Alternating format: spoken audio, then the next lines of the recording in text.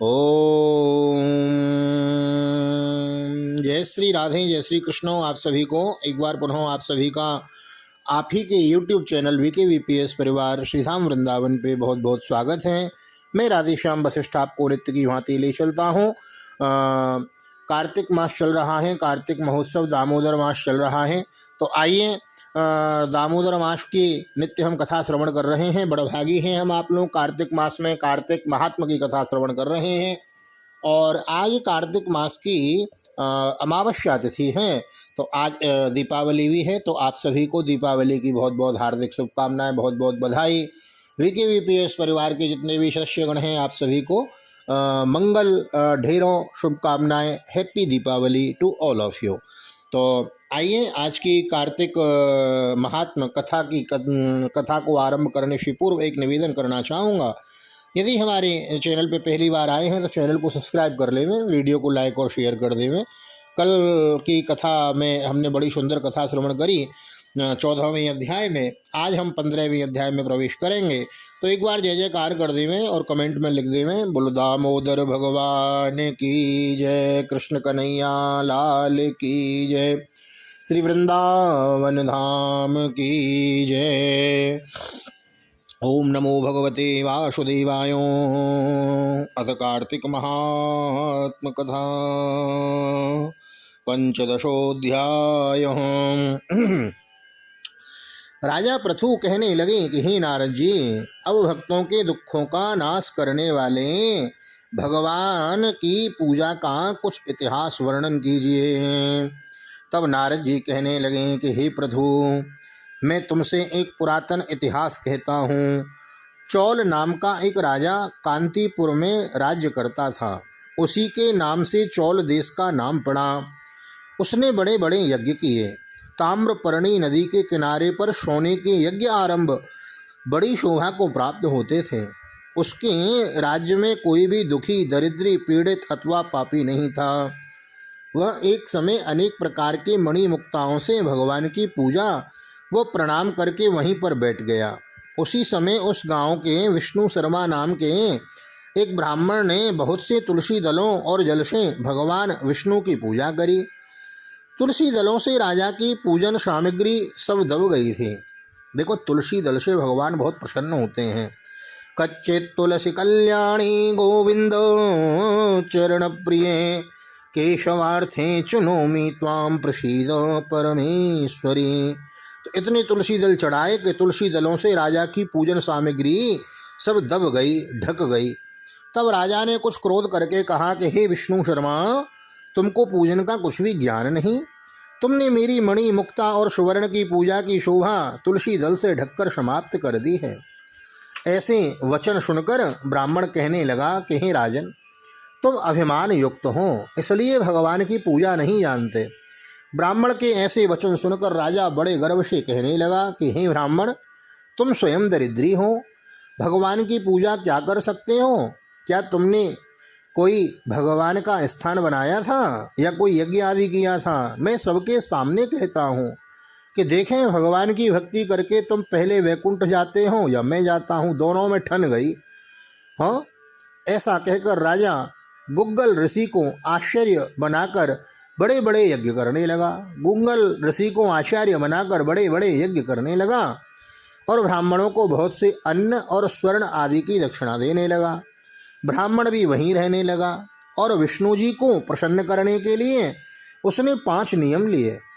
माघ और कार्तिक का व्रत, तुलसी व्रत पालन, तुलसी वन पालन, एकादशी का व्रत और ओम नमो भगवते वासुदेवाय इस द्वादशाक्षर मंत्र का जाप और रात दिन भगवान का कीर्तन करना।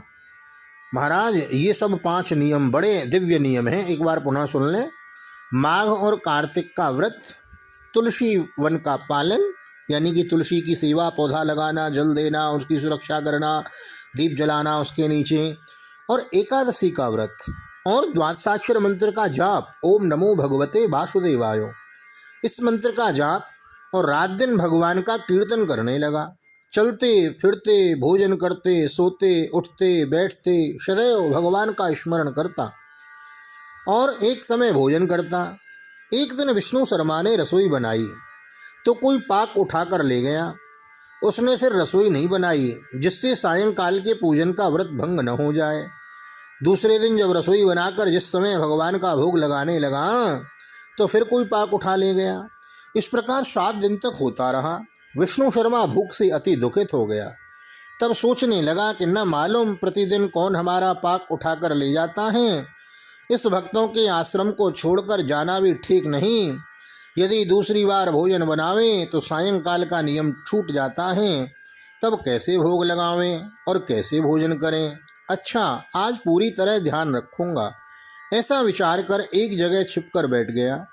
थोड़ी देर में क्या देखता है कि एक चांडाल, दुर्बल, दीन मुख, जिसके शरीर पर केवल हाड़ और मांस ही रह गए थे, पाक उठाकर चलने लगा। ऐसे दुखी को देखकर विष्णु शर्मा के मन में अति दया उत्पन्न हुई और कहने लगा, भैया रूखा भोजन क्यों ले जाते हो? मेरे पास थोड़ा सा घी है, वह घी भी ले जाओ। हाँ, देखो देखो तो सही। ईश्वर अंश जीव अविनाशी, चेतन अमल सहज सुख राशि, हरि व्यापक सर्वत्र समाना, प्रेम ते प्रकट होहि में जाना। हृदय में प्रेम उमड़ आया। कहने लगे, भैया रूखा भोजन क्यों ले जा रहे हो? मेरे पास थोड़ा सा घी है, वह भी ले जाओ ना। ऐसे ब्राह्मण के वचन सुनकर डर के मारे भागता हुआ चांडाल गिर गया और मूर्छा को प्राप्त हो गया। ब्राह्मण मूर्छित चांडाल को देखकर जल्दी वहां जाकर कपड़े से हवा करने लगा और मन में अति दुखित हुआ। थोड़ी देर में ब्राह्मण क्या देखता है कि चांडाल की जगह पर शंख, चक्र, गदा, पद्म और वनमाला धारण किए, किरीट मुकुट पहने भगवान विष्णु स्वयं वहां पर लेटे हुए हैं। बोलो भक्त वत्सल भगवान की जय। देखो, गरीब ब्राह्मण को देख के उसके मन में दया आई तो उसी से भगवान प्रकट हो गए। हाँ, दया धर्म को मूल है, पाप मूल अभिमान, तुलसी दया न छाड़िए, जब लग घट में प्राण। दया करने से हमको दया का उल्टा करें तो दया का उल्टा होता है याद। हमारे हृदय में यदि दया है तो मानो हम भगवान को हमेशा याद किए हुए हैं, और भगवान यदि याद हैं हमें तो हम निर्दयी कैसे हो सकते हैं। महाराज, देखा तो वहाँ भगवान विष्णु लेटे हुए हैं। उसी समय ब्राह्मण उनके चरणों में गिरकर दंडवत प्रणाम करने लगा। उसी समय इंद्रादिक वहाँ पर आ गए। अप्सराएं नृत्य करके भगवान के गुणों का वर्णन करने लगीं। ऋषि लोग वेद मंत्रों से भगवान की स्तुति करने लगे। तो भगवान ने ब्राह्मण को बड़े प्रेम से आलिंगन किया और उसे सारूप्य मुक्ति देकर अपने साथ विमान में बैठाकर वैकुंठ धाम को ले गए। यह चरित्र देखकर चौल राजा को बड़ा दुख हुआ और उसने अपने आचार्य गुंगल ऋषि से कहा कि जिसके द्वेष से हमने यह सब यज्ञादि रचे, वह विष्णु शर्मा तो वैकुंठ को जा रहा है। हमारे ये सब यज्ञादि निष्फल हो गए, भगवान मुझ पर प्रसन्न नहीं हुए। इससे प्रतीत होता है कि भगवान यज्ञादि से प्रसन्न नहीं होते, केवल भक्ति से ही प्रसन्न होते हैं। राजा आजीवन ब्रह्मचारी रहा, इससे उसका कोई संतान न थी। अतः वह अपना सब राजपाट, धन आदि अपने भांजे को देकर भगवान मुझको स्थिर भक्ति दें ऐसा कहकर अग्नि कुंड में गिर गया है। यह देखकर गुंगल ऋषि ने क्रोधावेश में आकर अपनी शिखा चोटी उखाड़ ली। तब से चौल देश में भांजा मामा का उत्तराधिकारी होता है और आज तक गुंगल गोत्र के ब्राह्मण चोटी नहीं रखते। राजा के अग्नि कुंड में गिरते ही भगवान उसी समय कुंड से प्रकट हो गए और उन्होंने राजा का आलिंगन करके उसे सारूप्य मुक्ति प्रदान कर दी है। इसके बाद विष्णु शर्मा के पुण्यशील और चौल राजा के सुशील नाम का अपना द्वारपाल बना लिया है भगवान ने। द्वारपाल प्रभु के प्रिय दो, जय और विजय जान सबको। दोनों भगवान के द्वारपाल बनकर रहने लगे और नित्य भगवान का दर्शन करके आनंदित रहने लगे। बोलो कार्तिक महात्म की जय, बोलो दामोदर भगवान की जय, कृष्ण कन्हैया लाल की जय, दीपावली महोत्सव की जय, आज के आनंद की जय। जय जय श्री राधे, जय जय श्री राधे। जय जय श्री राधे श्याम, जय जय राधे जय जय श्याम। सबको मिले वृंदावन धाम, ऐसी प्रार्थना मेरी ठाकुर जी के चरणों में। विकी वीपीएस परिवार के सभी सदस्यों को, आपके सभी परिवारी जनों को दीपावली की बहुत बहुत हार्दिक शुभकामनाएं, बहुत बहुत बधाई। यह दीपावली आपके जीवन में हर्ष उल्लास सुख समृद्धि आनंद लेकर आवे, ऐसी मेरी प्रार्थना माँ लक्ष्मी जी के चरणों में।